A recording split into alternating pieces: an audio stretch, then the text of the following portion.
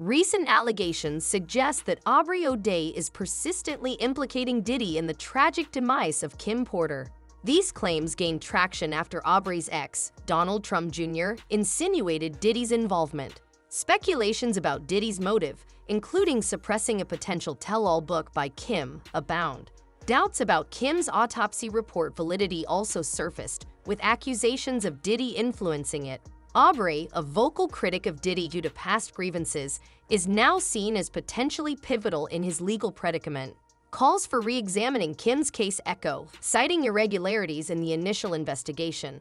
Initially ruled a homicide by coroner Ed Winter, the case saw a sudden shift when Winter was replaced. The subsequent coroner's delayed declaration of pneumonia as the cause of death raised suspicion, given the seemingly straightforward diagnosis.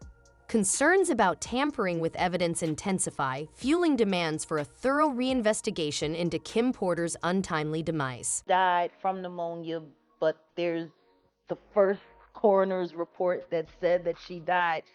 It was ruled a homicide, and they found toxins in her body to prove that she had been poisoned. You know, they have poisons that create heart attack and pneumonia-like symptoms. Allegations suggest Diddy fabricated Kim Porter's death circumstances, with claims she was found in bed with blood on her pillowcases. Speculation persists that Diddy's motive was to silence Kim's tell-all book.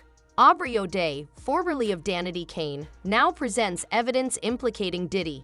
Their contentious history stems from Diddy's exploitation of the group. Aubrey's revelations reignite interest in Kim's case, prompting calls for thorough investigation. I have to release him for any claims or wrongdoings or actions prior to the date of the release.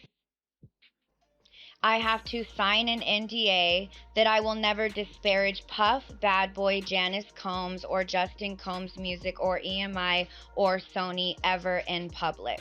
So that you just got recently for this thing? I got it a few months ago when he started doing this.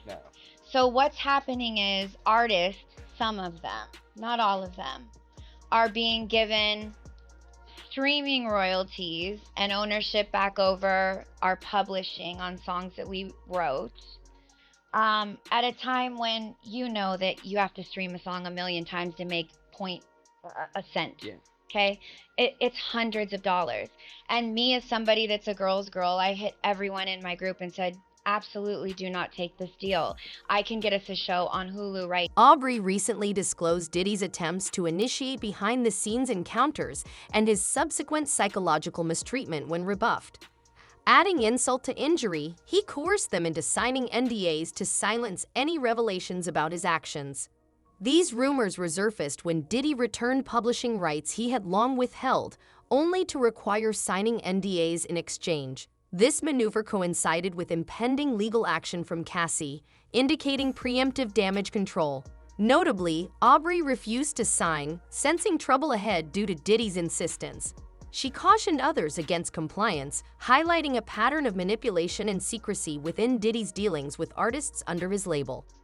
Well, a lot of these rappers, a lot of these industry people, anybody who does business nowadays with the internet, they have NDAs, non-disclosure. That means that if you work for them, you around them, you can't disclose any of the information about them. It's the same thing that he gave to all his artists when he gave them their publishing back.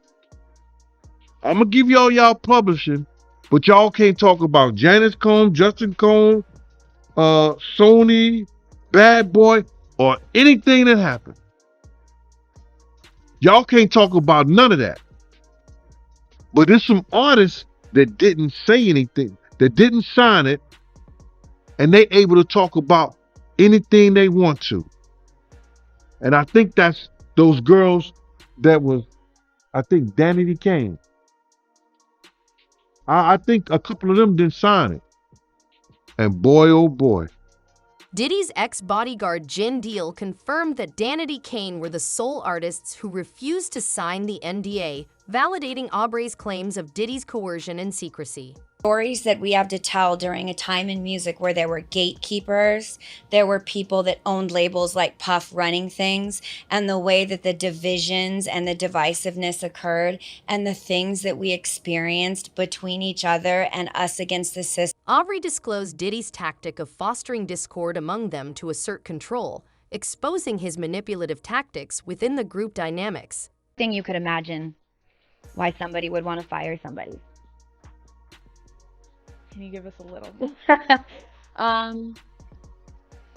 I wasn't willing to do what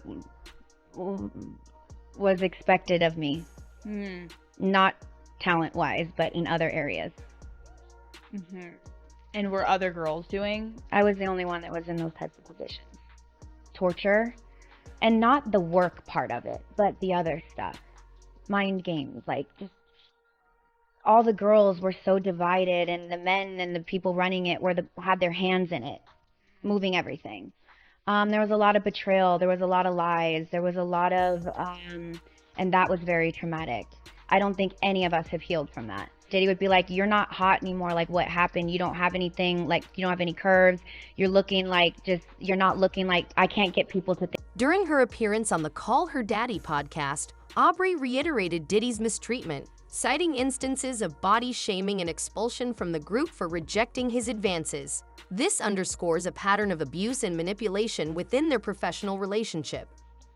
So, not me directly, but my ex-wife actually she was a model in New York, and like she was really good friends with Kim Porter, who was Diddy's wife. Yeah, the one who died at 47 from pneumonia, and it was like, when that happened, she called me, and this was a couple of years ago now, maybe not even. A couple of years ago, and she called me like, something's up with that. I go, what do you mean? She's like, oh, dude, Kim used to tell me like, it was a bad, like, there was a lot of weird, that I didn't even know. Like, but they were like, they do photo shoots together or whatever. They were sort of friendly. Like, they'd hang out. Like, we'd see them out downtown, and like, I'd hang out with her. Not so much with I think it was already sort of over there, but like, she was really afraid of him. And like, this goes back years. And so, like, and she was having these conversations with my ex. I was like, I don't know what, like. A lot of people believe that whatever happened there happened with the woman afterwards, which was Cassie. And no, like I said, like, you sort of don't think about these things until now. You go back and you're like, holy, like, I distinctly remember when Vanessa was like, calls me and was like, hey man, Kim Porter died. I go, what? Like, we saw her like a couple of weeks or whatever it was, and she goes, yeah man, she was sort of always in fear of something happening. And I was like, maybe it's natural, but like, not a lot of people die at 47 of pneumonia. Like, you know what I mean? It's like, wow. Especially people, obviously, there's a ton of rumors. Again, and I'm actually not trying to fuel any kind of rumor, but I definitely, like, that's a conversation I had. Like, someone who knew her well, was like friend, like they text. Aubrey's ex, Donald Trump Jr., shared in an interview with DJ Academics that Kim Porter didn't die from pneumonia as initially reported. He stated his ex-wife, Vanessa K. Trump, confided in him, revealing Kim's fears of Diddy. This suggests a potential motive for Diddy's involvement in Kim's demise, adding weight to Aubrey's threat of releasing damning evidence. Donald Trump Jr.'s unexpected remarks on DJ Academics about Diddy's potential involvement in Kim Porter's demise sent shockwaves through the public. Shortly after, Aubrey O'Day affirmed Trump's claims and asserted possessing concrete evidence implicating Diddy. She announced plans for a documentary to expose the truth. Aubrey's bold assertion of being privy to crucial information and her commitment to revealing it stirred anticipation among followers. While Aubrey's revelation incited intrigue, skepticism also surfaced. Some questioned the validity of her claims, suggesting they could be hearsay from Trump Jr.'s conversations with his ex-wife. Others criticized Aubrey's motive, labeling her as an attention seeker due to past instances of seeking publicity. The public debate extended to the circumstances of Kim's passing, with doubts raised about the pneumonia diagnosis and suspicions regarding Diddy's involvement. Some argued that Kim's death might not align with typical pneumonia cases, raising questions about the need for a thorough reinvestigation. Others expressed long-standing concerns about Diddy's character and behavior, suggesting a pattern of manipulation and exploitation. In light of Aubrey's assertions and the ongoing scrutiny surrounding Kim's death, opinions varied on whether Kim's case warrants reopening. Some advocated for a fresh investigation, believing it could uncover the truth, while others remained skeptical, questioning Aubrey's credibility and motives. The discourse underscores the complexity and sensitivity of the situation, with conflicting opinions reflecting the need for clarity and justice in Kim Porter's untimely demise.